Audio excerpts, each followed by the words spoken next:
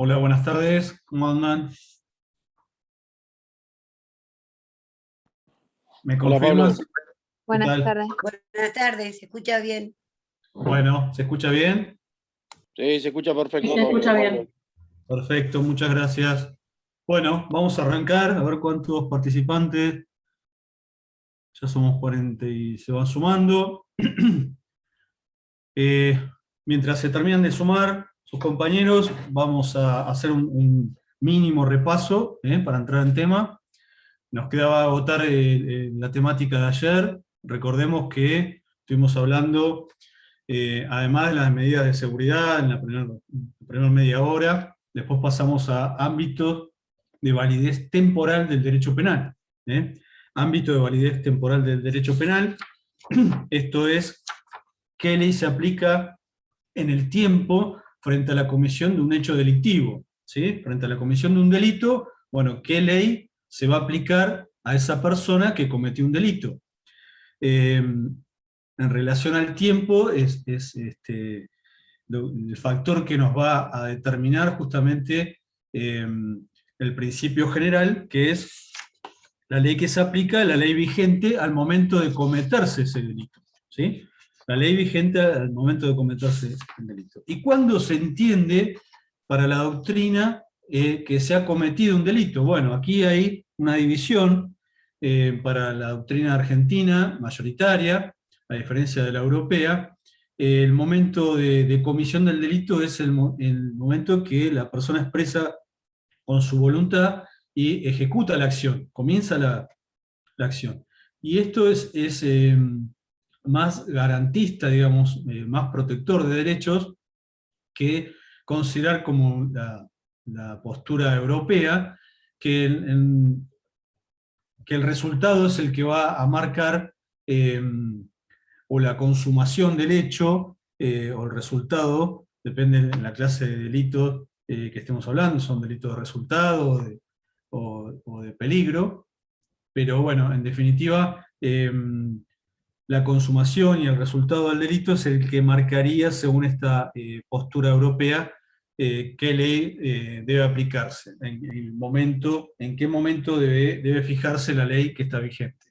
Y decíamos que, bueno, en algunos casos, en la mayoría de los casos, esta diferencia parece bastante teórica, porque, bueno, coinciden tanto el momento de ejecución con el resultado. Decíamos, bueno, un homicidio donde una persona extrae un arma de fuego y le dispara a otra, y en forma casi inmediata le da muerte, esta discusión no tiene demasiado sentido. Pero ¿qué ocurre con otro tipo de delitos que se dicen que tiene efectos permanentes? Es decir, la consumación empieza con el primer acto, pero esa consumación se suspende, o sea, se mantiene en el tiempo, como por ejemplo puede ser el delito de secuestro extorsivo, donde se priva de la libertad a una persona y mientras se mantenga privada de la libertad a esa persona, más allá que ya está consumado, no está agotado el delito porque los efectos de esa consumación se mantienen en el tiempo hasta que cesa la privación de la libertad. Y eso puede ocurrir que pase una semana, un mes, 6 meses, etc. Y en ese interín, la ley cambiar. Y cambiar para siendo más gravosa que el momento de inicio de la acción del comportamiento humano, que constituye delito. Entonces, esta diferencia, eh, repito, para la doctrina argentina, mayoritaria argentina, sostiene que es el momento de ejecución de la acción misma, no la del resultado o del agotamiento del delito. Decíamos que el principio general que se basa, estoy yendo rápido porque es todo repaso de ayer, decíamos que el principio general, que es la ley vigente al momento del hecho, dijimos, bueno, ¿cuándo empieza a cobrar vigencia una ley? Dijimos que eso lo regula el Código Civil, ¿eh? Y todo el tema de la publicación, el boletín oficial, si la propia ley marca una fecha determinada para el comienzo de su vigencia, o desde los 8 días desde que está publicada en el boletín oficial. Y también decíamos que este principio general, que es la ley vigente al momento de comisión del hecho, se deriva del principio de legalidad, principio constitucional tan importante para el derecho penal, que es el principio de legalidad, que en su formulación material, no solamente formal, sino material, el contenido que tiene, el contenido del principio de de legalidad, digamos, se divide en tres elementos básicos. El principio de legalidad exige ley previa, ley escrita y ley cierta. Ese es el contenido material, la formulación material del principio de legalidad. Y lo que más nos interesa a nosotros en este tema es que se exige, para cumplir con el principio de legalidad, que la ley sea previa. ¿Previa a qué? Previa a la comisión del hecho que se considera delictivo. Entonces, decimos que por este principio la ley nunca puede ser retroactiva. La ley es irretroactiva, no va hacia atrás, no aplica hacia atrás, sino que aplica hacia el futuro. Esa es la regla general, salvo la única excepción, que es la aplicación de la ley penal más benigna, que en sus inicios, del año 1922 en el Código Penal, fue sancionada en el Código Penal en el artículo 2, ¿sí? La ley penal más benigna, pero a diferencia, y esto tal vez no hice tanto hincapié ayer, a diferencia del principio de legalidad que protege, digamos, o exige, mejor dicho, que la ley debe ser previa, fíjense que la ley debe ser previa, está previsto en el artículo 18 de la Constitución Nacional de 1853. Es decir que la garantía constitucional de la ley previa está desde sus inicios, desde 1853. El Código Penal de 1922 sanciona en su artículo 2 la ley penal más benigna, pero la Constitución Nacional originaria no garantizó una ley penal más benigna. Si bien los autores la derivaban del sistema republicano de gobierno, de las garantías que están en favor de los imputados, etcétera, etcétera, varios argumentos, digamos, también se extraía una raíz constitucional. Pero lo cierto es que, y esto tiene algún grado de importancia, no es una discusión formal, digamos, no es una discusión meramente teórica, sino que ahora vamos a ver en la sucesión de leyes, algunas leyes como las llamadas excepcionales o transitorias, que justamente, como su nombre lo indican, están previstas para, frente a una situación excepcional, como puede ser, no sé, una catástrofe natural, una pandemia, etcétera, ¿sí? Para ese tipo de situaciones, y que entonces tienen ese motivo, desaparecida la catástrofe o el problema puntual, esa ley pierde sentido. Pero en relación a estas leyes, antes de la reforma de 1994, de la reforma constitucional de 1994, que incorporó nuevamente convenciones y tratados internacionales con jerarquía constitucional, de acuerdo al artículo 75, inciso 22 de la Constitución Nacional, es decir, que valen tanto como los derechos y garantías originarios de 1853, incorpora en estos tratados la ley penal más benigna. Entonces, a partir de 1994 ya nadie discute que la ley penal más benigna se aplica retroactivamente, es decir, ya salimos del principio de que la ley es irretroactiva. La excepción es que se aplica retroactivamente cuando es más benigna. Ya dijimos ayer cuándo es más benigna, cómo debe cotejarse, cómo debe compararse entre dos o más leyes para determinar cuándo es más benigna. Dimos las pautas, establecimos los problemas que hay y que no se puede hablar, no se puede crear una tercera ley porque viola el principio republicano de gobierno, que es la división de poderes, en su aspecto división de poderes. Pero volviendo a estas leyes excepcionales o transitorias, se decía que, bueno, antes de 1994 se decía, bueno, como solamente está garantizado en el Código Penal y es una ley infraconstitucional, por debajo de la Constitución, otra ley la puede modificar. Y justamente estas leyes excepcionales son otra ley, emanada también del Congreso Federal. Entonces, si esa ley está disponiendo que se exceptúe a la ley penal más benigna, porque el objeto de una ley transitoria es atender un caso puntual, un problema puntual, etc., bueno, entonces estas leyes transitorias vendrían a excepcionar a su vez la ley penal más benigna, entonces no se aplicaría para estos casos la ley penal más benigna. Insisto, después de la sanción de la reforma de la Constitución Nacional en 1994, esta discusión cayó en abstracto. ¿Por qué?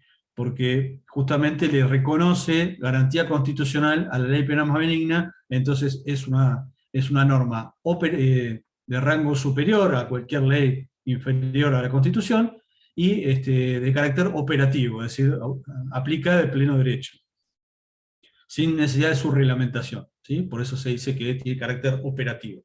Con lo cual, nunca una ley, por más transitoria o excepcional que sea, va a poder competir con la ley penal más benigna, que tiene un rango constitucional.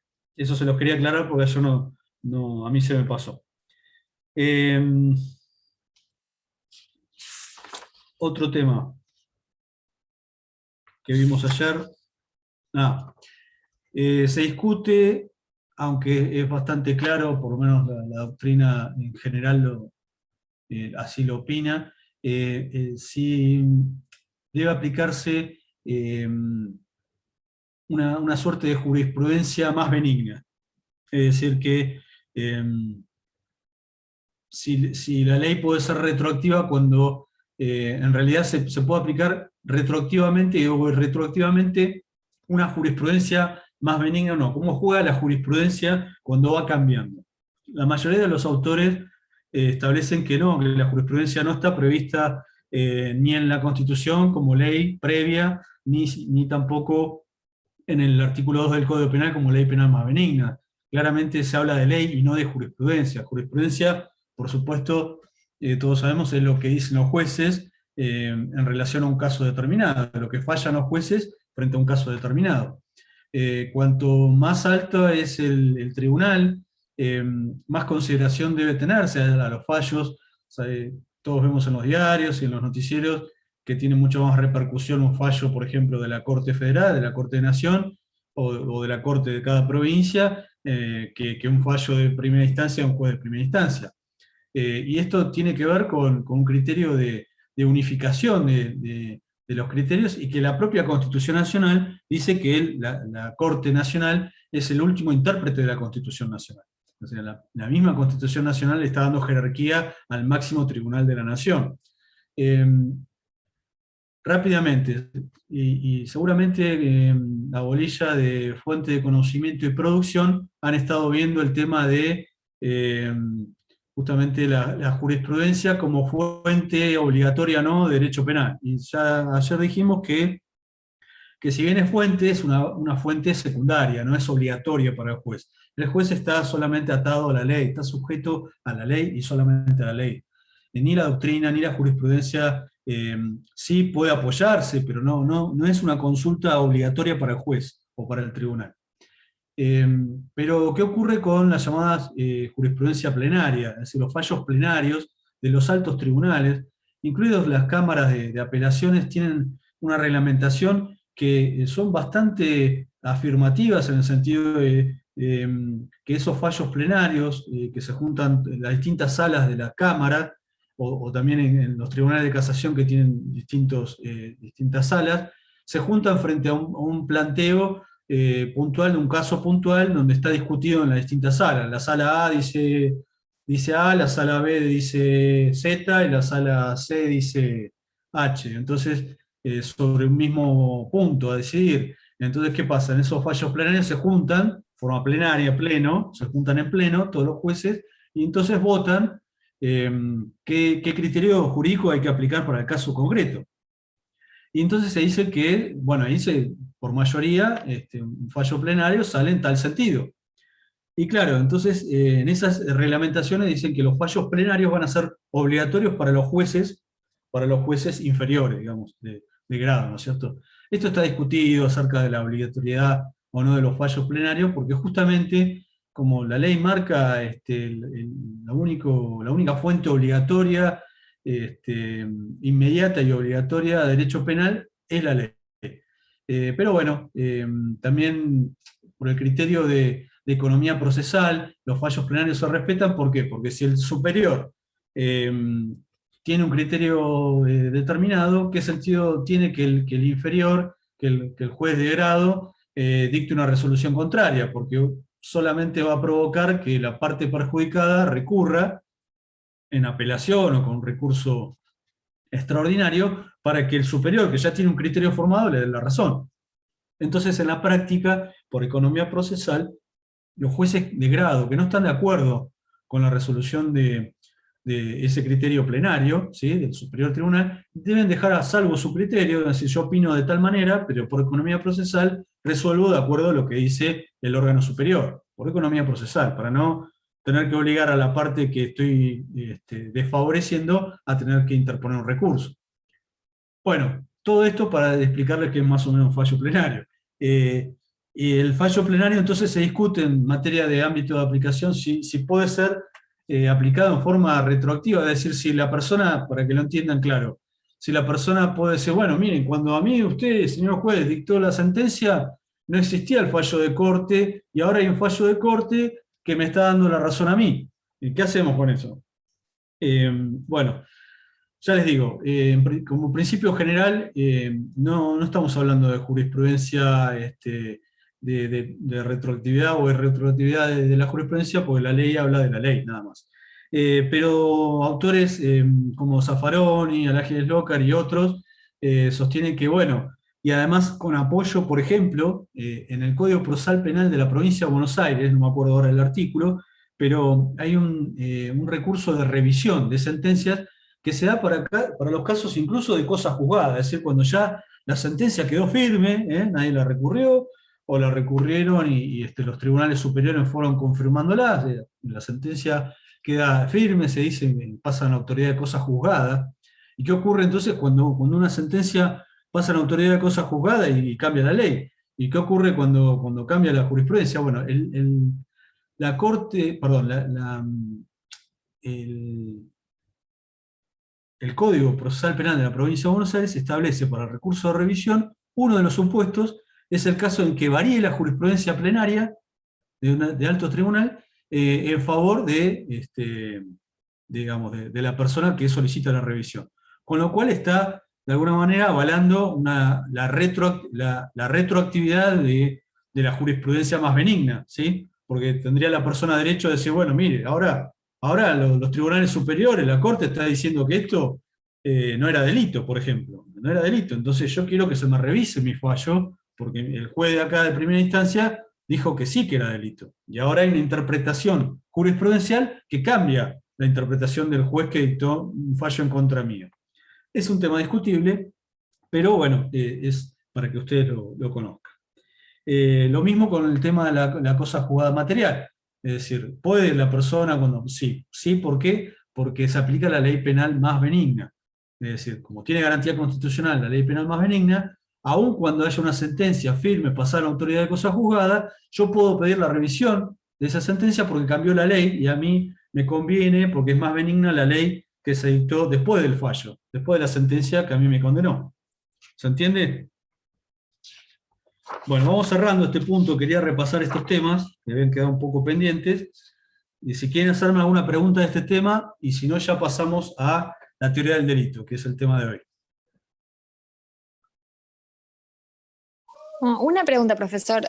Con respecto a los fallos plenarios, son de forma y de fondo, ¿no? Las cuestiones pueden ser. Sí, por lo general tiene que ver con cuestiones de fondo, pero sí se puede plantear algún tema de forma, como por ejemplo, si es recurrible una decisión que causa o no gravamen irreparable, por ejemplo. Y es una cuestión de admisibilidad del recurso, es una cuestión de forma, y como las distintas salas tienen criterios distintos, se unifican en pleno para ponerse de acuerdo, para justamente qué es lo que se busca. Que el justiciable no se vea perjudicado o favorecido por el azar, porque le tocó a un juez, le tocó una sala o le tocó la otra sala, para unificar criterios y para que las resoluciones judiciales sean de alguna manera previsibles. Este es un punto importante, ahora lo vamos a remarcar, la previsibilidad que el ciudadano se merece, debe respetarse la previsibilidad. Lo mismo, la previsibilidad en las resoluciones, es decir, así como yo tengo que, justamente el principio de la ley previa protege eso, que el ciudadano no sea entrampado, que no sea puesto en una trampa, que no sea sorprendido por una ley que para él es nueva, y entonces por eso se exige que se haya publicado en el boletín oficial, y aunque sea formalmente, la persona tuvo la posibilidad de notificarse, porque justamente hace la previsibilidad de los actos futuros. Es decir, ¿yo cómo me voy a manejar? Si yo no sé qué es lo que está prohibido, qué es lo que está permitido, ¿cómo me manejo para actuar dentro de la legalidad? ¿Cómo me manejo? No me puedo manejar. Entonces, es básico que el Estado garantice el conocimiento de las leyes antes de poder imputar un delito a una persona y sancionarla por ese delito. ¿Se entiende? Es clave. La Sí, previsibilidad sí. es clave. Entonces, y ahora vamos a ver por qué, y esto me sirve para empezar el tema. ¿Te di por contestada la pregunta? La de los fallos Sí, plenarios. muchas gracias. Sí. Nada, nada. ¿Alguien más quiere hacer una pregunta? No hay problema, ¿eh? Disparen. ¿Alguna duda? Bueno, en todo caso, si les queda alguna duda, la clase que viene lo plantea, no hay problema. O se lo plantean a algún otro profesor. Vamos a pasar entonces ahora al tema que tocaba por el cronograma, que tocaba hoy, para hoy, que es el de la teoría del delito. Ayer yo les decía que es un tema complicado, porque es un adelanto, un pantallazo de lo que vamos a ver en particular. Ustedes van a ver que las bolillas que siguen tienen que ver con los distintos elementos del delito, ¿no? Van a ver acción, tipicidad, antijuricidad, culpabilidad. Entonces, a mí me toca la difícil tarea de adelantarles un tema que todavía no vieron, es decir, y explicarles eh, para que ustedes tengan un pantallazo general. Pero a mí lo que me interesa, más allá de repetirle lo que dicen los manuales, es darle claves, es darle herramientas como para que ustedes, cuando estén solos con su texto, con su manual, con el material, tanto material que se subió al campus, bueno, ustedes tengan una brújula, una buena orientación, y puedan decodificar algunas cuestiones que requieren bastante lectura, y que tal vez cuando ya estén finalizando la materia van a decir, ah, claro, cuando el profesor tal vez después pongan la clase, seguramente, ¿no? Que estén un sábado o un domingo aburridos y digan, a ver qué decía Lódola al principio de la cursada, a ver si era. Bueno, y pongan y van a decir, ah, claro, cuando decía esto era por esto. Entonces ahí sí van a poder empezar a conectar más, porque van a estudiar en profundidad cada elemento del delito. Entonces, un poco era eso que yo les anticipaba. Bueno, traten de dar una buena lectura a estas cuestiones, porque si no es muy difícil aprovechar la clase y seguir. Se van a perder indefectiblemente. De todas formas, voy a tratar de ser lo más didáctico posible, y, y seguramente me van a interrumpir. Queda una hora de clase. Les pido que se concentren porque es complicadito, pero vamos a ir de paso a paso, y, este, y me van parando lo que no entienden y lo repetimos. No quiero, prefiero abarcar menos, pero ser claro, y que a ustedes les quede sinceramente una buena herramienta como para después ir y estudiar solos.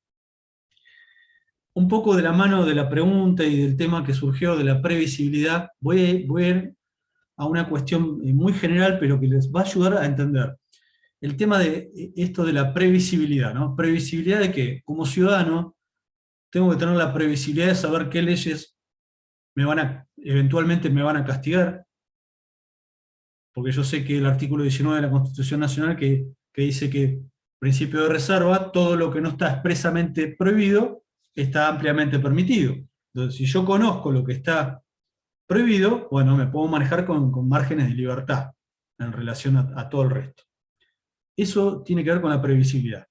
Y también tiene que ver, y mucho, con la previsibilidad, qué es lo que los jueces van a interpretar de la ley. Porque una cosa es lo que dice la ley, ¿sí? Simple y llana, formalmente hablando, lo que los legisladores sancionaron, y otra muy distinta, en realidad, después, para bien o para mal, es la aplicación por parte de un juez o de un tribunal de esa ley. La interpretación y la aplicación consecuente de esa interpretación. Por eso hay tantas discusiones y tantas interpretaciones. Y yo creo que en una clase pasada le decía, bueno, ¿saben qué pasa? Que el juez o el tribunal está sujeto a la ley, ¿no? Como fuente inmediata y obligatoria de aplicación del derecho penal. El juez debe dictar de acuerdo a lo que dice la ley. Ya hablamos en clases pasadas que, por un contexto histórico y cultural, en la época de la Revolución Francesa, cómo se había llegado, y uno de los factores principales que provocó la revolución fue justamente la desconfianza que se tenían los jueces, amigos del poder de ese momento, en esa época del terror, donde la guillotina estaba bastante usada, para decirlo así livianamente. Es decir, que se decapitaba al enemigo con bastante facilidad. Entonces, el nuevo régimen, y si ustedes leen a los autores de la época, y si uno lee la obra que les recomiendo, seguramente ya otros profesores les han dicho que es la obra de Beccaria, de los delitos y de las penas, que marcó digamos, máximas de derecho penal moderno y humanitario, se humanizó el derecho penal en esa etapa, y que fue fuente digamos, de modelo, de fuente de toda la codificación desde el Código Napoleón en adelante, ¿sí?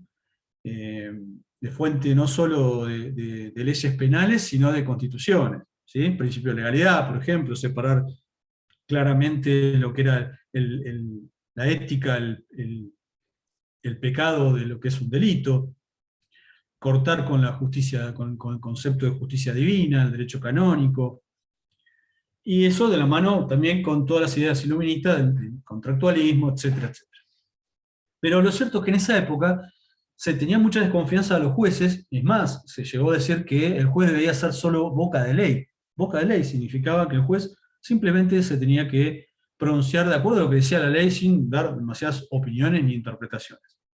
Como si un juez fuera una máquina expendedora de algún producto donde se le pone una moneda y resuelve un caso, saca una sentencia impresa ya por el solo hecho de programarla. Es decir, eso en una ciencia social como es el derecho es imposible pretender que los fallos se resuelvan mecánicamente. Es decir, es una ciencia social donde la aplican los seres humanos. Los seres humanos son falibles, nos equivocamos, todos nos equivocamos.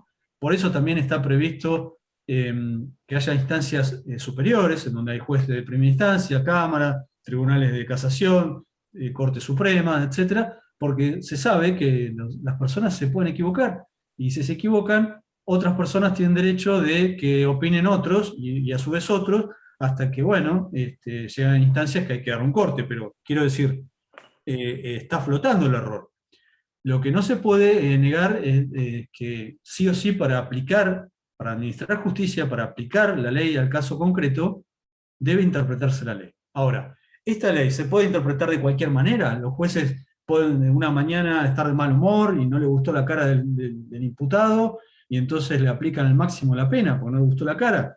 O todo lo contrario, le parece que una persona tiene buena cara, tuvo una semana muy buena el juez, entonces le aplica el mínimo, lo absuelve por puro capricho, por subjetivismo, porque la ley la aplica como quiere. No, eso es justamente lo que la previsibilidad de las decisiones judiciales tienen que llevaron a la preocupación de la doctrina, la dogmática, para construir conceptos, teorías, para garantizar a los ciudadanos y a los operadores jurídicos que los jueces van a resolver de tal manera, porque entre los jueces saben que no pueden interpretar la ley como se les antoje. Tienen que interpretarla de modo, con una serie de pautas o reglas consensuadas, que están consensuadas a nivel doctrinario y a nivel jurisprudencial. Es decir, otros jueces también trabajan y piensan de una manera determinada. Y estas pautas de interpretación devienen ni más ni menos que las leyes supremas, es decir, la Constitución Nacional y los pactos internacionales que tienen jerarquía constitucional. Entonces, cuando hablamos de los métodos de interpretación de la ley penal, que hablamos de la interpretación literal o gramatical como la primera, después la interpretación sistemática, la interpretación teleológica, la interpretación histórica, entre otras, bueno, principalmente la interpretación gramatical o literal, es decir, qué dice la ley, ¿Qué dice la ley, y no apartarse de lo que dice la ley, el juez no se puede apartar de lo que dice la ley, justamente se deriva del principio de legalidad. La ley escrita y la ley cierta, o sea, máxima taxatividad de la ley penal, es lo que debe respetar el juez. Entonces no puede cambiar las palabras porque al juez se le ocurre. No, si la ley dice blanco, es porque dice blanco. Ahora, ¿qué ocurre? No siempre es tan clara la ley, el lenguaje y la textura abierta del lenguaje, la ambigüedad que tienen los términos, etcétera, lleva a que justamente se hagan interpretaciones. Y además, las interpretaciones, justamente teniendo en cuenta el método de interpretación teleológico que persigue un fin, es decir, tener en cuenta cuál es la finalidad del derecho penal. Dijimos que la principal finalidad del derecho penal es proteger bienes jurídicos de terceros. Entonces, siempre que se interprete una ley, tiene que tenerse ese norte, es decir, bueno, a ver, ¿cuál es el bien jurídico que se está tutelando o protegiendo en este delito? X, bueno, la interpretación tiene que estar orientada hacia allí, sin separarme de lo que gramaticalmente dice la ley. Pero además tengo que ver, por eso la interpretación sistemática, tengo que ver al tipo penal que estoy analizando, por ejemplo, al delito que estoy analizando, lo tengo que ver en un contexto sistemático de otras normas. Las normas del mismo cuerpo legal, del Código Penal, pero también sistemáticamente sobre todo, con las leyes que decíamos, las leyes supremas, la Constitución Nacional y pactos internacionales. Y eso es lo que me va a marcar el norte para hacer una interpretación correcta. Bueno, fíjense, previsibilidad de las resoluciones que dictan los jueces, porque respetan estas pautas interpretativas, estos métodos interpretativos, porque el resto de la comunidad doctrinaria y el resto de la comunidad de jueces también lo respetan. Entonces los operadores jurídicos y los ciudadanos sabemos a qué esperar, no estamos a merced de los caprichos de un juez. Por eso se realizan todas estas teorías y todas estas elucubraciones teóricas, es justamente para garantizar, en realidad parece que a veces se complican las cosas, ¿no? Pero es para facilitar las cosas. La teoría del delito, esto fue una introducción para que entiendan, porque aplica también la teoría del delito. La teoría del delito, haciendo una comparación con los métodos de interpretación, bueno, construye un modelo para ponernos de acuerdo, los operadores jurídicos y todos los jueces, y todos los doctrinarios, los científicos del derecho, para ponernos de acuerdo cuando hablamos de delito, a qué estamos haciendo mención, independientemente de la legislación que se está analizando. Es decir, la idea es construir un concepto de delito universal, por lo menos para un sistema, vamos a acotar, ¿no? Porque si no es demasiado amplio, para un sistema continental europeo que tiene una raíz, ¿sí? Que tiene la raíz nuestra. Después está el derecho anglosajón, que se rige por otras, pero que no difieren en el fondo de los derechos y garantías que se tratan de establecer con la definición de delito. No me voy a analizar el derecho oriental, no me voy a meter en ese berenjenal. Estamos hablando de un sistema continental europeo, un sistema escrito, por eso se respeta el principio de legalidad, exige la escritura, no como el common law, en inglés, o anglosajón, en donde se rigen por los precedentes jurisprudenciales de los distintos tribunales. Ahí me parece alguien con el micrófono abierto, ¿puede ser? ¿Quiere hacer alguna pregunta? Sí, hay un micrófono abierto, profesor. Bueno, fíjense si lo pueden cerrar, así no interfiere.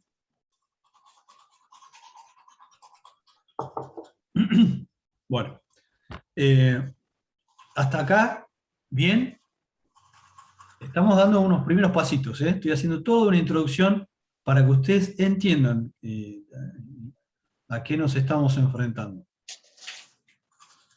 Entonces, la teoría del delito busca, tiene el mismo norte, tiene la misma finalidad. La finalidad es establecer conceptos básicos para que los operadores jurídicos, para que los jueces resuelvan con un consenso general, de acuerdo a las leyes supremas, Constitución Nacional y pactos internacionales, y esto aplica básicamente, principalmente, mejor dicho, para el sistema continental europeo. Pese a que, ya les digo, el sistema anglosajón respeta también con otros títulos, con otras, ya les digo, no hay un código, digamos, el sistema anglosajón no tiene códigos penales como los nuestros, no tiene una ley positiva escrita de normas como las nuestras, porque se rigen por los precedentes, pero tienen sí algunas reglas, y por supuesto esa jurisprudencia ha ido, digamos, sentando precedentes, criterios jurídicos, que son muy similares a los que aplicamos nosotros con el sistema escrito, el sistema continental europeo. ¿Se entiende esto que estoy hablando, esto último? Sí, profe.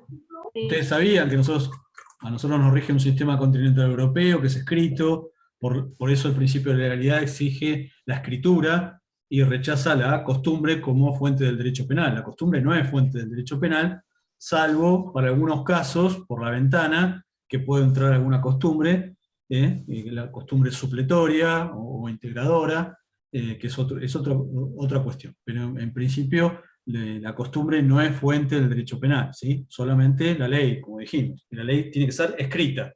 En nuestro sistema debe ser escrita. La ley, digamos, la costumbre, que sería una ley oral, como diciendo, bueno, no, a mi pueblo se acostumbra a hacer tal cosa, no, mire, esa costumbre no aplica, no es derecho.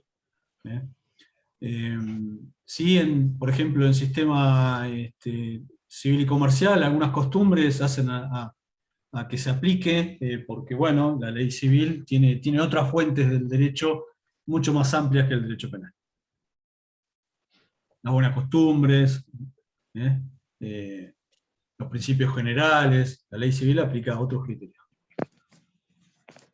Bueno, volvamos a la teoría del delito. Entonces, la teoría del delito, ni más ni menos que eso, construir un concepto de delito que sirva para todos los casos. Por supuesto son conceptos abstractos, pero que después la idea es que sirvan como fórmulas prácticas para interpretar, y además tiene no solo ese cometido, ¿no? El cometido de servir de previsibilidad a los justiciables y a los operadores jurídicos y a los propios jueces, sino también de garantía, porque el que ha leído más de algún artículo de Zaffaroni y Alagides Lócar, en su sistema, en su idea reduccionista del derecho penal, y ya estuvimos hablando algo de la cuestión de no legitimar el derecho penal, que tienen esos autores, que entienden que la pena no es positiva y tiene una postura negativa o agnóstica de la pena, ya estuvimos hablando hace un par de semanas. Lo que sostienen esos autores que en estas lecturas que seguramente ustedes ya habrán dado, es que el derecho penal es un límite al ius puniendi, y bueno, en realidad esto lo sostienen casi todos los autores, pero ellos hacen mucho hincapié en esta cuestión. Al graficarlo con compuertas donde pasan compuertas o filtros o tamices, donde va a pasar, digamos, poner poder punitivo, pero de la menor cantidad posible y una forma sistemática y ordenada. Es decir que, por un lado tenemos el ius puniendi que pretende que pase mucha agua, ¿sí? Que pase mucha agua, y el derecho penal viene a contener a ese poder punitivo, ¿sí?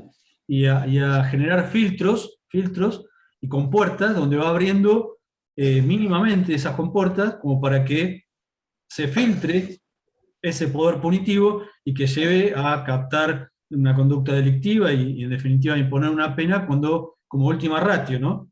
como un delito penal de última ratio, fraccionario y de última ratio. Entonces así lo grafican, y está bueno eso pensarlo porque me ayuda a mí a hacerlos entender para qué está pensado esto de la teoría del delito. ¿Para qué está pensado el concepto de delito donde dice, bueno, el delito es esto, esto y esto? Bueno, cada estamento, cada elemento del delito, ustedes tienen que graficárselo como filtros para que en definitiva el derecho penal se aplica como última instancia, como última ratio. Y por eso hay filtros. Y de hecho vamos a ver que cada elemento del delito tiene su parte, su faz negativa, su contracara. Por ejemplo, la tipicidad, hay cuestiones que la hacen atípica, es decir, sin tipo. Cuando hablamos de acción, hablamos de causas que excluyen la acción, ¿sí? Y que, entonces no va a haber acción penalmente relevante. Cuando hablamos de atipicidad, excluye la tipicidad. Cuando hablamos de concurrencia de una causal de justificación, excluye la antijuricidad del acto. Y cuando hablamos de inimputabilidad o que la persona no se le puede exigir otra conducta, o de error de prohibición insalvable o invencible, bueno, estamos hablando también de una exclusión de la categoría culpabilidad. Entonces vamos a ver que justamente estos filtros sirven en la faz negativa, sirven para decir, bueno, como no se da uno de los elementos del delito, no va a haber delito.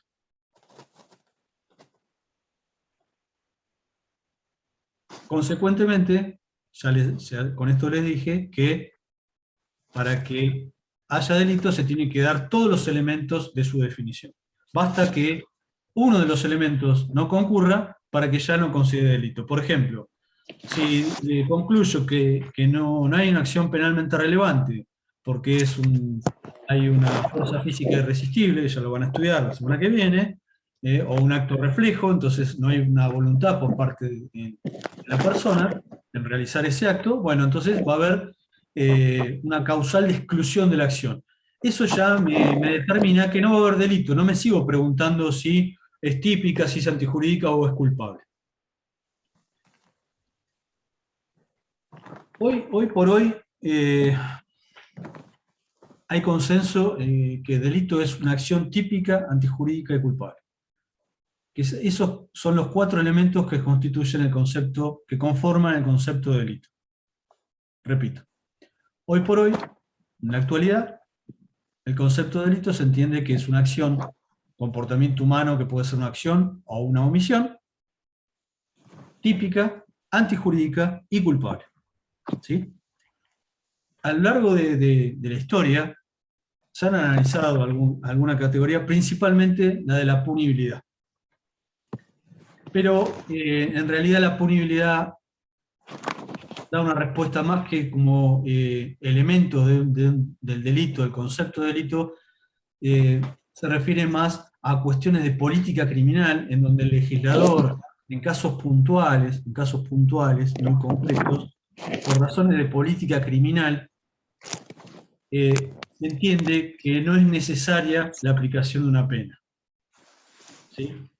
Por ejemplo, ciertos delitos, por ejemplo el delito de hurto o de daño o de estafa, en relación a particulares muy cercanos,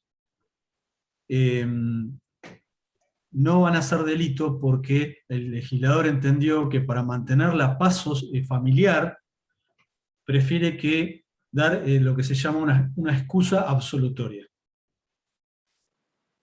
¿Sí? Entonces, la categoría de la punibilidad sería un requisito más para ciertos delitos que por razones de política criminal el Estado prefiere considerar que no, si bien es una acción típica, antijurídica y culpable, por razones de política criminal, por una cuestión de punibilidad, y que el Estado entiende que no se necesita imponer una pena porque va a generar más conflicto dentro del plan familiar, dentro del seno familiar, bueno, entonces considera que eso no va a ser delito. Pero no es un elemento del delito en realidad, porque atiende a la necesidad de pena y no al concepto de delito, no al elemento, al contenido del concepto de delito. ¿Se entendió? Entonces, cuando ustedes lean por ahí que algunos autores hablan de punibilidad como un elemento más del delito, en realidad no es un elemento más. Sí hay que tener en cuenta que en los sistemas legales hay alguna que otra excusa absolutoria o condiciones objetivas de punibilidad. ¿eh? Condiciones objetivas de punibilidad o excusas absolutorias es lo que se dice, bueno, no es punible pese a que se conformaría un delito, no va a ser punible por estas razones de política criminal. ¿Sí? Esto que hoy se entiende, estos 4 elementos del delito, acción, tipicidad, antijuricidad y culpabilidad, que hoy se dice así muy rápido y muy suelto de cuerpo, en realidad ha corrido, digamos, mucha agua debajo del puente y se ha discutido mucho, en varios aspectos. Uno de los aspectos tiene que ver con cuestiones de forma y de sistemática. ¿Sí? Se ha discutido entre las teorías la forma y la sistemática. Ahora me voy a explayar más. Pero principalmente, también, si bien hay acuerdo entre estos 4 elementos del delito, lo que no hay acuerdo, y que hay bastantes discusiones, es el contenido de cada elemento del delito. ¿Qué se entiende por tipicidad? ¿Qué se entiende por antijuricidad? ¿Qué elementos objetivos, subjetivos, descriptivos o valorativos hay en cada elemento? Y esto tiene que ver con la postura filosófica, que se encare cada cuestión. Y esto tiene mucho que ver con la postura que se tenga de los fines de la pena. Si realmente la pena tiene una finalidad, si esa finalidad es retributiva o es preventiva, si es preventiva general o especial, si es preventiva general negativa o positiva, y especial positiva o negativa. O la otra absoluta retribucionista. ¿Sí? Entonces, de acuerdo al criterio que uno tenga en relación a los fines de la pena, va también eso a influir en el contenido de estos elementos del delito. ¿Hasta acá muy abstracto lo que estoy diciendo o se va entendiendo? No, profe, se entiende. Vamos bien. El que tiene alguna lectura seguramente me va a seguir mejor. El que empieza a escuchar esto por primera vez va a estar medio perdido, sinceramente. Y va a tener que reforzar mucho más en la lectura después. Bueno. Profe, una pregunta. ¿Hoy vas a explicar lo de las posturas de los hegelianos, de von List y eso? O ¿Las posturas de quién? De la evolución, porque viste que vos nos habías dicho que la evolución de la teoría del delito. Y en Zaffaroni, claro, estaban los hegelianos, la teoría del delito von List y todo eso. ¿Y eso lo vas a explicar? O... Claro, sí. Genial, listo. Estoy tratando de entrar en tema. Genial, listo. Porque no me había quedado claro cuando Está bien, estamos tratando de entrar. Bueno, vamos, por supuesto, vamos a analizar esta cuestión de la conformidad que se discutan estos 4 elementos como concepto de delito. Tiene unos 200 años esta discusión, tiene unos 200 años.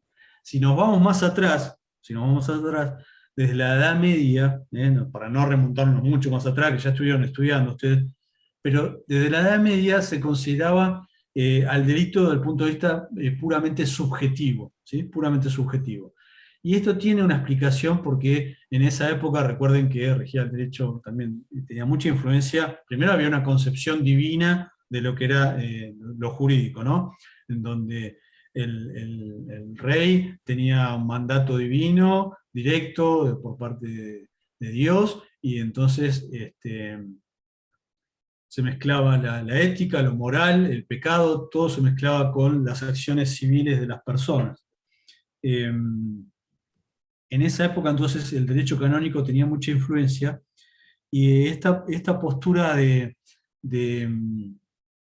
subjetiva tenía que ver con la idea que se tenía por aquel entonces bastante generalizada de lo que era una pena, por qué se imponía una pena, que tenía una finalidad puramente retributiva, ¿no? Pensemos que incluso yéndonos más atrás tenemos el derecho de la venganza, tenemos la máxima ojo por ojo, diente por diente, la ley del talión, etcétera, etcétera, y entonces la pena se entendía ya de Hegel, Kant, etcétera, ya lo estuvimos viendo, en forma absoluta y retributiva. Entonces, el carácter subjetivo que se le daba al delito tenía que ver con justamente justificar esa expiación por la culpa, por el delito cometido, que tenía que ver la culpa, y cargarle justamente ese pecado, ese delito, a la conciencia de la persona desde el punto de vista subjetivo. Entonces, el delito como fuerza moral, etc., es lo más parecido que, traducido a la actualidad, lo más parecido que hoy tenemos es la noción de culpabilidad. La noción de culpabilidad. Que sí, actualmente también tiene aspectos subjetivos, aunque también valorativos.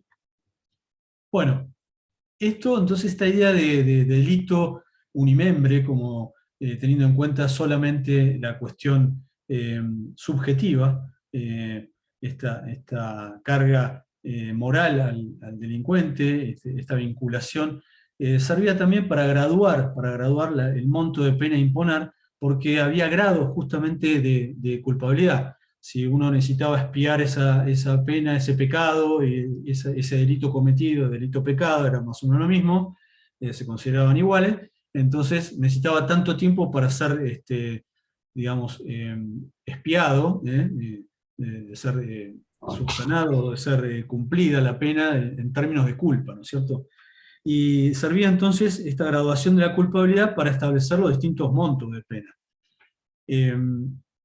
Esto siguió hasta que en una época determinada, estamos hablando de 200 años atrás, principio del siglo XIX, primeras décadas del siglo XIX, empieza a considerarse otros factores, que es un factor objetivo. Y aquí primero es un filósofo civilista alemán, de apellido von Jhering, quien trae una idea que la toma von List, que es penalista, ya lo conocemos, a von List, en el programa de Marburgo, que ya estuvimos hablando, de las medidas de seguridad, etcétera, eliminatorias, estuvimos incluso refrescando ayer. Bueno, este autor civilista hace una diferenciación, porque dice, bueno, desde el punto de vista del ordenamiento jurídico, ¿sí? La mirada tiene que ser objetiva, o sea, desde el punto de vista jurídico abstracto, bueno, antes que echarle la culpa a la persona y analizar un aspecto subjetivo, lo primero que está es lo objetivo. Entonces, independientemente de la mala o buena intención, del dolo o la culpa, vamos a hablar más términos más actuales, más jurídicos, independientemente de la mala o buena intención, si hay dolo o culpa, o no hay ni siquiera ninguna de las dos, lo primero es si se infraccionó una norma jurídica, es decir, si se violó una norma jurídica. Entonces, y eso es un dato objetivo.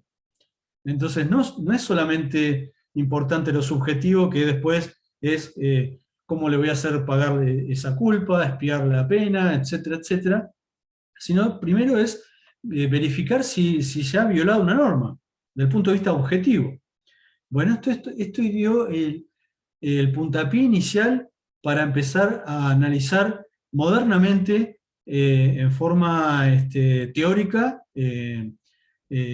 digamos, y darle un concepto al delito, en forma teórica y estratificada. Empiezan a analizarse elementos y a ponerse estos filtros que son tan importantes, ¿no es cierto? Entonces, no es que delito es simplemente el grado de culpabilidad que tuvo la persona, el pecado, lo subjetivo, sino que primero vamos a ver si se violó una norma.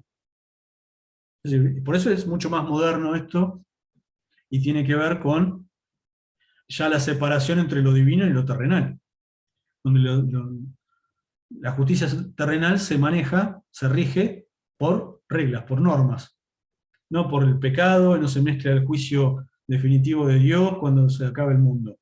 Eso va a ser un juicio de los creyentes que se va a dar en el momento que se termine el mundo. Mientras tanto, hay una justicia terrenal, que se rige por normas. Lo primero que hay que verificar es si una norma se infringió, si se violó, si se transgredió. Entonces, von List trae de von Jhering, de este civilista, esa idea de que estaba trabajando von Jhering en el ámbito civil, de la ley civil, lo trae para el derecho penal, y dice, no, delito es una conducta antijurídica y culpable. ¿Sí? Entonces, agrega lo subjetivo a esa culpabilidad antigua, agrega el aspecto objetivo que sería la antijuricidad. La violación de una norma. El choque, el daño social a través de la violación de una norma. ¿Sí? Claro, ¿qué ocurría con este sistema? Era muy amplio,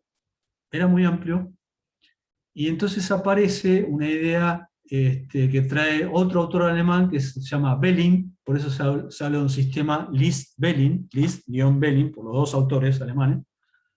Belling acota más la cuestión porque dice, bueno, está bien, el delito es una conducta antijurídica y culpable, pero hay muchas conductas que son antijurídicas y culpables, y sin embargo no interesan al derecho penal, porque no son delitos.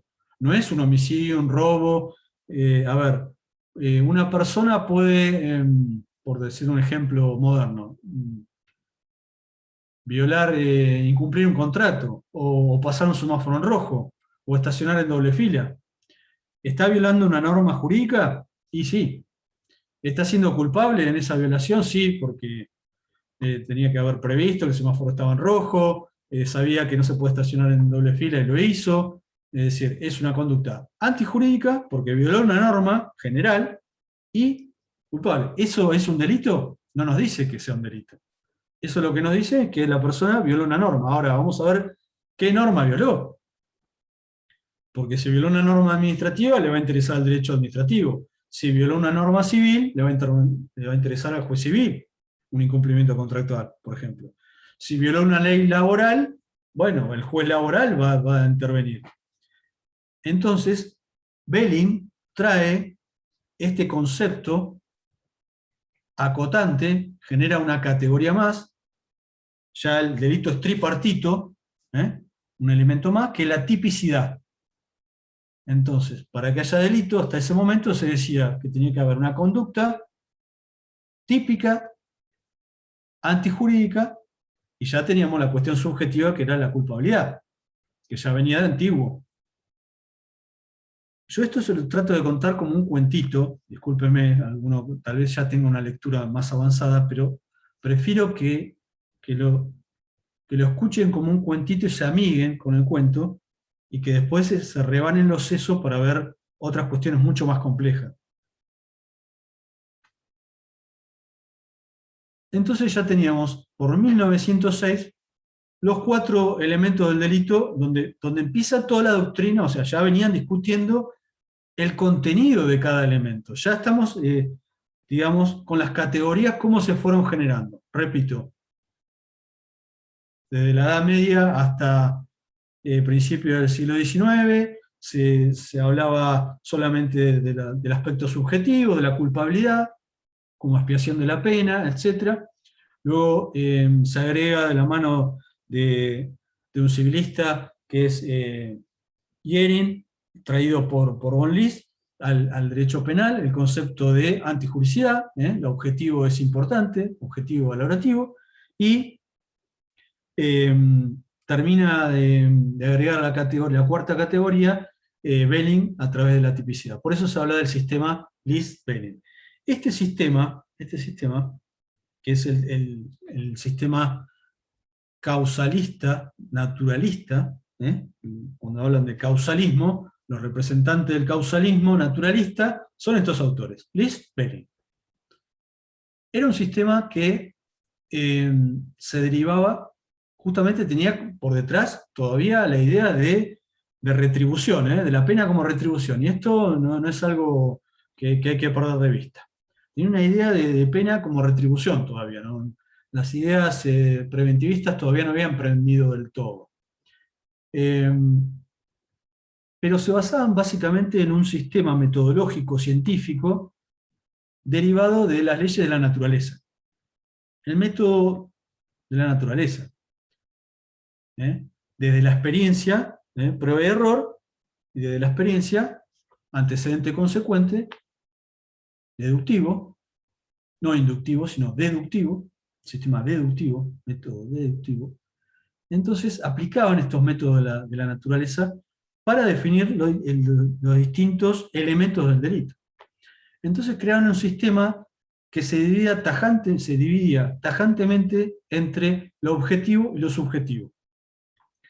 Dentro de lo objetivo, esa división tajante eran estos 4 elementos, los dividían. La acción, la tipicidad y la antijuricidad como elementos puramente objetivos. Y recién cortaban con el 4.º elemento, que era puramente subjetivo, que era la culpabilidad. Entonces, la acción, comportamiento humano, acción u omisión. La tipicidad y la antijuricidad, esto es injusto penal, se dice injusto penal, o ilícito penal, era puramente objetivo. Y la culpabilidad era la categoría de lo subjetivo. Esa era la división tajante que hacían. Pero a su vez consideraban, dentro del objetivo, a la acción y a la tipicidad como puramente descriptivos, por oposición a valorativo. Recién lo valorativo se analizaba, los elementos valorativos se analizaban en la antijuricidad. ¿Sí? El único elemento que era valorativo era la antijuricidad para estos autores. Entonces, decían que la acción, basados en este método naturalístico, la acción era un comportamiento humano voluntario, ¿sí? Era un comportamiento que reflejaba la cáscara de la conducta, no atendía al contenido de ese comportamiento humano. El contenido de un comportamiento humano es la voluntad de las personas, ¿sí? Bueno, estos autores la voluntad la analizaban recién en la categoría de la culpabilidad. Decían que el comportamiento humano, la acción u omisión, era un movimiento corporal,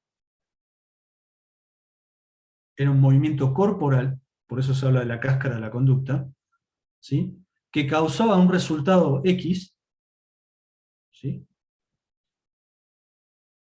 Y así consideraban a la acción.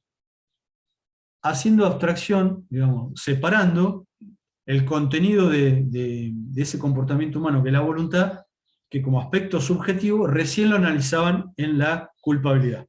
Recordemos que hacían una división tajante entre lo que era el injusto penal y la culpabilidad. Bueno, entonces lo subjetivo lo analizaban recién en la culpabilidad. Repito, van a ver estos autores que hablan que tan es así que la acción es como, y cuando hablan de la acción típica, Belin se anima a decir que es como un fantasma sin sangre, en el sentido de que no tiene contenido subjetivo. Es una decisión arbitraria, una decisión teórica, para decir, bueno, estos autores dicen, vamos a hacer un sistema que sea lógico, sistemático, entonces arbitrariamente toma la decisión de decir, bueno, la voluntad de la conducta no la voy a analizar acá en la acción típica y antijurídica. La voluntad de la conducta la voy a analizar después en la culpabilidad. Entonces lo subjetivo lo trasladan a una categoría, una decisión teórica. Después vamos a ver cómo se critica esto. Pero dentro de su lógica, dice, bueno, la acción es un puro movimiento corporal, la cáscara de la conducta, es un fantasma sin sangre en el sentido que la sangre sería lo subjetivo, no tiene subjetividad. El tipo penal recibe esa conducta con el resultado producido a partir de esa acción causal. Se exige una relación de causalidad entre acción y resultado. Una persona saca un arma de fuego, es un comportamiento humano, le dispara a otra persona y le da muerte. Comportamiento humano, acción humana, así recibe el resultado típico, es dar muerte a una persona, entonces estamos en presencia de una acción típica. Hasta ahí no se valora absolutamente nada, según estos autores, es puramente descriptivo, la acción y la tipicidad es puramente objetiva y descriptiva. No valora nada, ni subjetiviza nada. Recién en la antijuricidad, estos autores señalan que se valora la violación de una norma de todo el ordenamiento jurídico, la violación de una norma que era ya típica, ¿sí? Y que vamos a ver que la contracara son las causales de justificación. Pero recién ahí se valora la dañosidad social de esa acción típica. La acción típica provoca una dañosidad social y se valora que se ha violado una norma, por eso se empieza a valorar en esta categoría de la antijuricidad. Y se considera que esa acción es antijurídica, salvo que exista un permiso legal que puede provenir de cualquier norma del ordenamiento jurídico, incluso de una ley civil, de una ley laboral, etcétera, etcétera. Cuando hay un permiso legal, por ejemplo, ayer ponemos como ejemplo la legítima defensa, o el estado de necesidad justificante, o el derecho de retención que proviene del derecho civil, que justifica esa conducta típica y le quita entonces la antijuricidad al acto. Pero eso después vamos a seguir trabajando. Lo importante es que vayan viendo que la acción y la tipicidad son puramente objetivas y descriptivas, que la antijuricidad sigue siendo puramente objetiva, pero ya empieza a valorar, lo que valora es la dañosidad social que provoca la violación de una norma, o provoca un daño para terceros, una estafa, un robo, un homicidio provoca una violación a un bien jurídico, una dañosidad social, y entonces el legislador, la ley, valora como algo malo, y entonces empieza una valoración en esa antijuricidad. Y recién en la culpabilidad viene lo subjetivo. La culpabilidad era la relación psicológica entre el sujeto, entre esta persona que es imputada del delito, ¿sí?, y su propio hecho. Es decir, la relación psicológica entre el sujeto y el hecho, esa acción típica y antijurídica, era lo que me daba como resultado la culpabilidad. Y la culpabilidad tenía dos formas, que agotaban su contenido. Una forma más grave, que es la dolosa, y una forma más leve, que es la culposa. Dolo y culpa eran la forma de la culpabilidad. Entonces, en este sistema, repito, donde claramente estaba dividida lo objetivo de lo subjetivo, lo objetivo era una acción típica antijurídica y lo subjetivo era solamente la culpabilidad, en donde se exigía una relación de causalidad entre acción y resultado. La acción y la tipicidad eran puramente descriptivas. La acción, el comportamiento humano, no se analizaba como su contenido, la voluntad, que era recién analizada como formas de culpabilidad, como dolo y culpa, subjetivamente. En ese primer momento, la acción típica no se analizaba lo subjetivo, y tampoco lo valorativo en la acción y la tipicidad. Recién lo valorativo empezaba en la antijuricidad, como recién les dije, pero la antijuricidad seguía siendo objetiva. Y recién lo subjetivo empezaba a considerarse como forma de la culpabilidad, como dolo o culpa, y era el concepto de culpabilidad de este sistema causalista naturalista era un concepto psicológico de culpabilidad, porque entendía la culpabilidad como una relación psicológica entre el sujeto imputado y el hecho cometido por ese imputado. ¿Sí? Este es el esquema causalista, naturalista, tan famoso,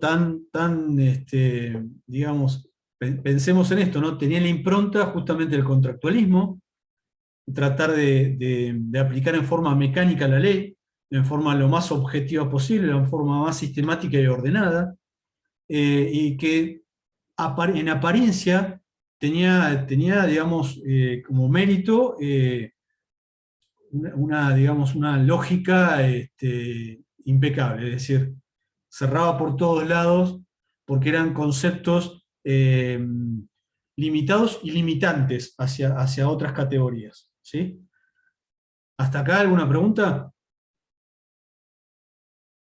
Se pone peor, ¿eh? ¿Alguna pregunta? No, ¿Cómo? no, que se entiende muy bien. Perfecto, sigamos entonces. Por ahora. Bueno, por ahora. Ahora se come. No, Bueno. yo, profesor, Sí, sí.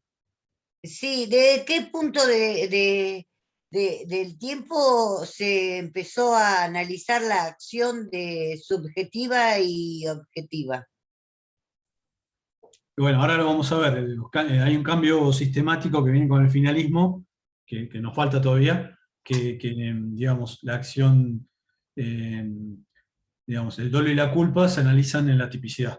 Ahora lo vamos a ver. Es un gran cambio sistemático que es muy importante que ustedes lo entiendan. Bueno, este sistema empezó Gracias. No, de nada. Este sistema, el de Liszt-Bellin, que cerraba por todos lados, de la lógica, etcétera, que ya lo dijimos, parecía digamos, muy enterito, muy inquebrantable, pero se empezó a quebrar justamente por las críticas de los doctrinarios.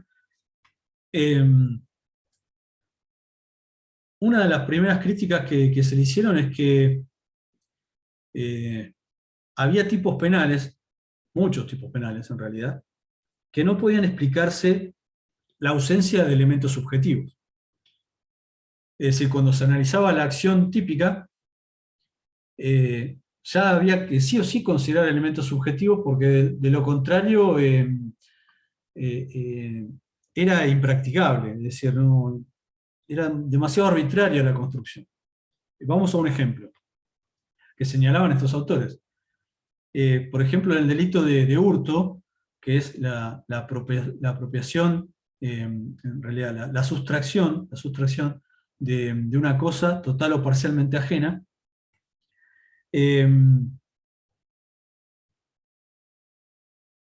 lleva, la interpretación de ese delito lleva a que se exija un elemento subjetivo, que es el ánimo de apropiarse, el ánimo de hacerse dueño de una cosa. Cuando una persona hurta o roba, se está llevando la cosa, el objeto, con ánimo de apropiársela, con ánimo de tomarla para uno.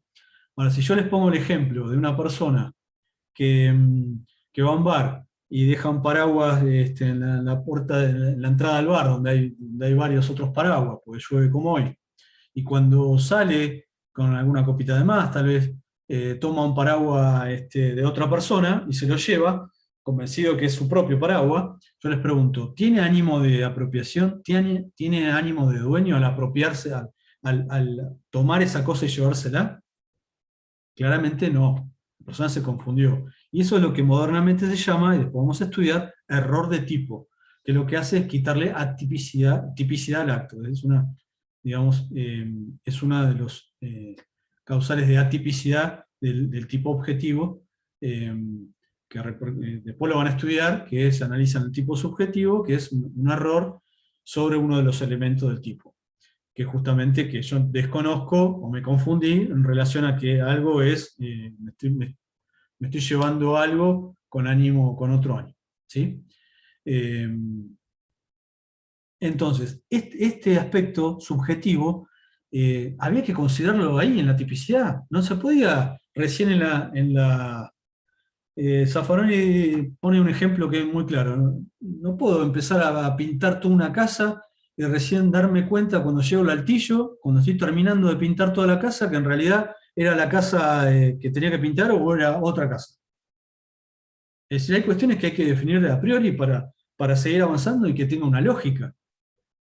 ¿Qué sentido tiene afirmar la tipicidad, la antijuricidad, recién en la culpabilidad decir, no tuvo dolo, entonces todo lo que estudié hasta acá no tenía sentido, porque en realidad cuando se llevó la cosa lo hacía sin ánimo de apropiársela. Entonces la tipicidad tiene elementos subjetivos. Si uno va analizando distintos tipos penales, se da cuenta que los elementos subjetivos no los puedo obviar, no los puedo escindir, no los puedo patear para después, para el final de una categoría. Entonces empieza a quebrar el sistema. Pero además, también en la tipicidad lo que se criticaba era otra cuestión. Era que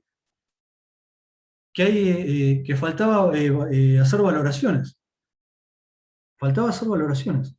¿Por qué? Porque hay tipos penales que tienen elementos normativos, esto es, que tienen elementos que requieren un concepto jurídico. Por ejemplo, el mismo delito, por seguir con el mismo ejemplo, el hurto, bueno, el hurto requiere que la cosa sea total o parcialmente ajena. El concepto de cosa está definido en el Código Civil nuestro. Cosa no es lo que se me ocurre a mí o a ustedes. Cosa tiene un concepto en la ley civil. Es un concepto, entonces, un elemento normativo. Y la ajenidad también es un elemento normativo, porque para decir si una cosa es ajena o no, también lo tengo que derivar a ver si la persona es propietaria o no, y para ser propietario tengo que tener dominio sobre la cosa. Es decir, hay una serie de reglas jurídicas que definen esos elementos. Entonces no son elementos puramente descriptivos, como pretende este sistema causalista, causalismo naturalista. No, entonces empieza a quebrarse y empieza a surgir con ideas neocantianas, de Kant, neocantianas, valorativas, justamente se empiezan a introducir elementos subjetivos, pero principalmente elementos valorativos. Y entonces nace el causalismo valorativo. Pasamos de un causalismo naturalista a un causalismo valorativo neocantiano, cuyo máximo representante fue un autor que se llamó Metzger, un autor alemán, para variar, Metzger. Entonces, estos autores empezaron a ver estas cuestiones, ¿no? No se explicaba que faltaba lo subjetivo, no se explicaba que faltaba lo valorativo, en algunos tipos penales, como también el concepto de funcionario público. Es un concepto que define una norma. ¿Qué es un funcionario público? Bueno, está definido, nuestro Código Penal lo define en el artículo 77. Entonces no es que la acción típica es puramente descriptiva. También tiene muchos elementos normativos valorativos. Entonces fíjense que se sigue quebrando el sistema. Y después también no explicaba el concepto psicológico de culpabilidad, los delitos de olvido, los llamados delitos de olvido. Esto es la culpa sin representación, ¿no? Por ejemplo, yo me voy al teatro, como señalan ahí los autores en los manuales, los ejemplos, me voy al teatro y me olvido de cerrar la llave del gas. Entonces, mientras yo estoy en el teatro, explota el departamento y lesiona a un vecino. Bueno, yo no tengo ni siquiera, estoy pensando, estoy viendo una obra de teatro, no hay una relación psicológica, entonces no puedo en esos delitos justificar una teoría psicológica de la culpabilidad. No hay una relación psicológica en ese caso. Entonces nace la idea, con este causalismo valorativo neocantiano, nace la idea de culpabilidad normativa, donde se entiende que la culpabilidad no solamente tiene aspectos subjetivos, sino que tiene también una cuestión primordial, que es el reproche, una valoración, que es el reproche que se le hace a la persona por no haberse comportado conforme a derecho. Pese a estar motivado, debiendo haber estado motivado a la norma, viola la norma. Es un reproche, es una valoración que hace el orden jurídico a la persona, un reproche personal a la persona. Entonces, claro, ya estamos hablando de una valoración en la categoría de la culpabilidad. Y esto en el sistema de Lisbelli no ocurría. Entonces, empieza una transición, y esto quiero que lo entiendan, este causalismo valorativo sigue siendo causalista, porque la raíz, la base sigue pensando, sigue sosteniendo como forma de culpabilidad el dolo y la culpa, ¿sí? Requiere una relación de causalidad en la tipicidad, pero va incorporando entonces elementos subjetivos, valorativos, atravesados en la acción típica, y también exigen, ven que las causales de justificación requieren algunos elementos subjetivos, como el conocimiento de que estoy en presencia de una situación justificante, y después también digamos, la teoría cambia la teoría psicológica de la culpabilidad por una teoría valorativa de la culpabilidad. Pero todavía están en transición. Y ahora sí termino con la teoría final. Que la teoría final patea el tablero, para que lo entiendan. Patea el tablero, porque ataca justamente la piedra angular del causalismo, la acción causal. Destruye el concepto de acción causal. El principal exponedor de esta teoría, de la finalista, fue Hans Belzel. Belzel, padre del finalismo, basado en una postura aristotélica. Él sostenía, en base también a estructuras objetivos reales, que sostenía que debían respetarse, de la mano de Aristóteles, que debían respetarse ciertas estructuras óntico-ontológicas. Lo óntico ya lo definimos, tiene que ver con las propiedades del ser, con la realidad, con lo que ocurre en la realidad, y que no lo puedo desconocer, no lo puedo sortear, soslayar. Son propiedades de las estructuras de los seres humanos que ocurren en la realidad. Y una de estas estructuras que ocurren en la realidad y que no se pueden evitar, y que hay que considerarlas, y que teóricamente no se pueden separar y decir, bueno, después lo analizo allá, lo corro por acá, que hacen a la conducta humana, es el contenido de la conducta humana, que es la voluntad. Y la voluntad de las personas es final, sostiene, por eso se le dice finalismo. La conducta de las personas, el contenido de las conductas es la voluntad. El contenido de cualquier conducta humana es la voluntad. Y las voluntades de las personas son finales, sostiene Belzel. ¿Por qué son finales? Porque el ser humano, después de siglos de evolución, puede, con ciertos límites, ¿sí?, planear, proyectarse metas, y entonces poner medios para llegar, consecución de fines, para llegar a esas metas. Entonces las acciones de todas las personas, desde las más sencillas a las más complejas, son acciones finales. Ejemplo que yo siempre me gusta poner porque lo entiendan rápido: ustedes tienen la acción final de recibirse de abogados. Para ello, ¿qué tienen que hacer? Cursar materias y aprobarlas. Recién cuando aprueben todo el plan de estudios, van a recibir un título de abogados. Entonces, su meta es recibirse de abogados. Y cada acción tiene la finalidad de recibirse de abogados.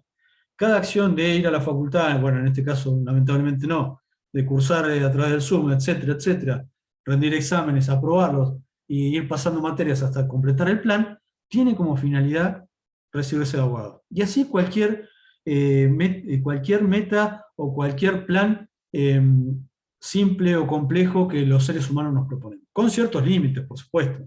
Nadie tiene la bola de cristal de lo que va a pasar, pero bueno, las metas y la consecución de fines es, digamos, una lógica humana que por años de evolución está asentada y está reconocida por los sociólogos, por los filósofos, por todas las ciencias humanas que se les ocurren. Entonces este autor dice, claro, el causalismo, con esa acción que está vacía de contenido, que es solamente la cáscara de la conducta, está escindiendo, está separando algo que no se puede hacer, está violando las leyes de la naturaleza, está violando lo óntico, esas estructuras óntico-reales, óntico-ontológicas, las está violando, y no lo puede hacer, porque las acciones son finales. Entonces, lo que dice Belzel es esto: toda acción es final, en este sentido, que puedo establecer un curso causal para llegar a un resultado, y a un plan, y a una finalidad. Entonces, cada acción es final de eso, en ese sentido. Y entonces hasta hace gráficamente un chiste diciendo que el causalismo ciego y el finalismo evidente. ¿Sí? El causalismo ciego, el finalismo evidente. ¿Esto qué provocó? Provocó un cambio sistemático muy importante. ¿Por qué? Porque para Belzel, si la acción es final, esto lleva a que el dolo y la culpa, como forma de la culpabilidad en el causalismo, pasen sistemáticamente a ser analizadas en la tipicidad. Entonces, la tipicidad de ser puramente objetiva y ser representada solamente teniendo un solo aspecto, que es un círculo lleno, ¿no? Ahora se divide en dos semicírculos, donde vamos a tener un aspecto objetivo, que era respeta el causalismo, y se agrega un aspecto subjetivo, es decir, que ese dolo y culpa bajan como aspectos subjetivos del tipo. El tipo se va a dividir, repito, por eso se habla de tipo complejo. Se habla que en el causalismo el tipo es objetivo y en el finalismo el tipo es complejo. ¿Por qué? Porque es complejo o mixto. Se divide en dos. En el finalismo el tipo penal está conformado por dos aspectos. Un objetivo, que era lo que sostenía el causalismo, y se le agrega el aspecto subjetivo, que es o el dolo o la culpa. Y entonces, como va a haber estructuras dolosas y estructuras culposas, además vamos a tener estructuras omisivas y estructuras positivas. Va a haber 4 estructuras. Va a haber una estructura dolosa, positiva y negativa, una estructura culposa, positiva y negativa. ¿Sí? 4 estructuras típicas. Pero este cambio sistemático, a su vez, lo que hace es sincerar la realidad con esas estructuras ontico-ontológicas, sincerar la realidad. Y este cambio sistemático lo que hace es sacarle contenido a la culpabilidad. La culpabilidad sí queda como puro reproche, solamente es valoración. Es un reproche personal, un juicio de reproche personal al autor, y le saca. El problema que había era que se juntaban el objeto valorado y el objeto de valoración, es decir, ahí había una contradicción lógica en una misma categoría, que era la culpabilidad. Había un juicio de valor del objeto valorado, o sea, se mezclaba. Al separarse, al sacarse el dolo y la culpa y analizarse en la tipicidad, la teoría de la culpabilidad es puramente normativa, valorativa, y entonces queda libre de ese reproche, de esa cuestión que era que se confundía el objeto valorado del objeto de valoración. Entonces, en el finalismo tenemos que las acciones son finales, no se confundan, sea culposa o dolosa, ambas son finales, ¿sí? La diferencia es que una tiene una finalidad lícita y la otra ilícita. En el delito doloso, en el homicidio doloso, está prohibido matar a una persona. En cambio, en el homicidio culposo, está permitido manejar un auto, pero lo que está prohibido es manejarlo con exceso de velocidad. Entonces, la finalidad, en los dos casos hay finalidad. En una tengo finalidad de matar, y es un dolo, y es una finalidad que está prohibida. En la otra tengo una finalidad de ir a conocer a mi hijo recién nacido, pero por la ansiedad manejo en exceso de velocidad a 100 km/h y mato a una persona. Homicidio culposo. Las dos son acciones finales. La meta es, en una es matar y en la otra es ir a conocer a mi hijo. Lo que pasa es que en la culposa elijo los medios inadecuados, los medios que son descuidados, violo el deber de cuidado y causo un resultado lesivo, pero sin dolo, con culpa. También tengo responsabilidad penal, pero la pena va a ser mucho más leve, menos grave que el homicidio culposo, doloso, por supuesto. Pero ambas acciones para el finalismo son finales, tanto la acción culposa como la acción dolosa. Entonces, para el finalismo, el comportamiento humano es una acción u omisión final, típica, antijurídica y culpable, en donde el contenido de cada categoría respeta algunas cosas del causalismo, pero cambia en otras, pero principalmente el cambio sistemático es este que yo les decía, del dolo y la culpa hacia la tipicidad. ¿Escucho alguna duda?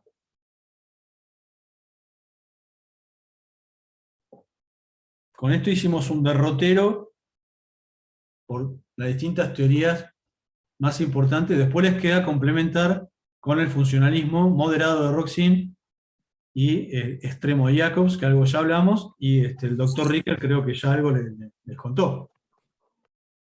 Pero esto, digamos, es el derrotero de la teoría del delito desde sus inicios hasta el finalismo, pasando por causalismo naturalista y causalismo valorativo neocantiano. ¿Se Una entendió? pregunta entonces, Sí. en el finalismo, para los finalistas, la culpabilidad entonces es objetiva.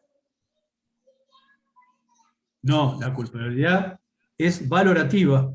Es valorativa. Valorativa. Valorativa. No, objetiva no. Es subjetiva y valorativa. Subjetiva en relación que se exigen aspectos subjetivos a la persona, es decir, la comprensión de la antijuricidad, el poder cometer el delito, que es el que hace la reprochabilidad del acto, tiene un componente subjetivo, pero principalmente es valorativo. ¿Y qué es lo que un pasa juicio de la culpabilidad a la tipicidad? a la tipicidad. No, la Sí. culpabilidad lo que analiza es si la persona fue capaz de cometer ese injusto que se le imputa. Entonces hay una Claro, relación hay una relación entre el injusto y la culpabilidad, ¿sí? Porque la culpabilidad de la persona no es por el estilo de vida que tiene, sino por el hecho cometido. Mm. Se le reprocha a ese injusto penal, no cualquier otro, y no un estilo de vida, una forma de pensar. Ese es el juicio de reproche. Se le reprocha haber matado tal día, en tal hora, a tal persona. Y lo que se evalúa es si esa persona tenía capacidad de culpabilidad. Significa es, si, pese a haber estado motivado por la norma, es decir, sabía que está prohibido matar, de todas formas mató. Y vamos a ver el grado de culpabilidad que tuvo, porque no todos tenemos el mismo grado de responsabilidad, de culpabilidad. Por un hecho similar, hay personas que son más culpables que otras. Después lo vamos a estudiar en detalle. Por eso se dice que la culpabilidad es graduable.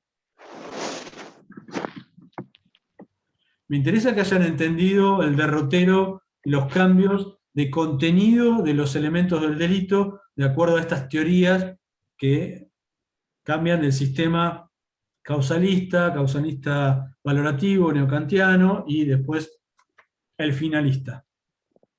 Fíjense que el causalismo neocantiano está en las antípodas del finalismo.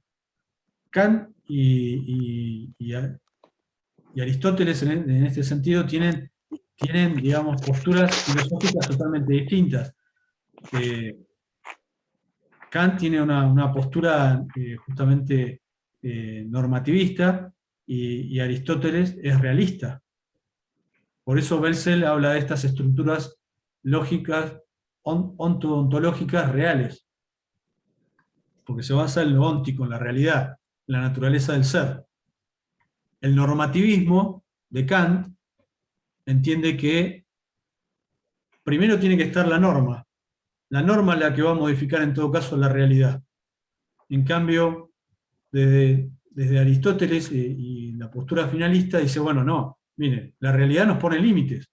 Entonces la norma tiene que estar limitada por cuestiones de la realidad, por estas estructuras ontológicas. No las podemos sortear.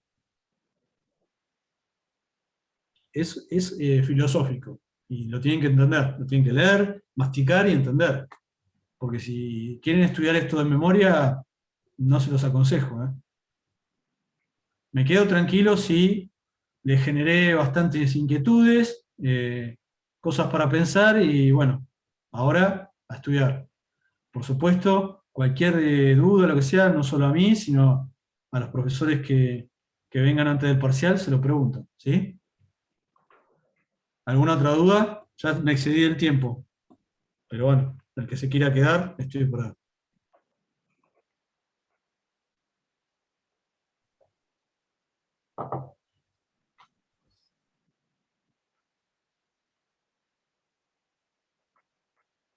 ¿Alguna otra pregunta? Si no, nos vamos despidiendo. Les doy las gracias a ustedes, me están acá escribiendo. A usted por Gracias, tanta profe. información. No, gracias a Gracias, ustedes, doctor. por la paciencia también. A usted. Bueno. Gracias, Doc. No, Un por abrazo. favor, a ustedes. Nos vemos, hasta Nos vemos luego. la próxima clase, Hasta si luego. Dios quiere. Chau, chau. Gracias por tanta información. Nada.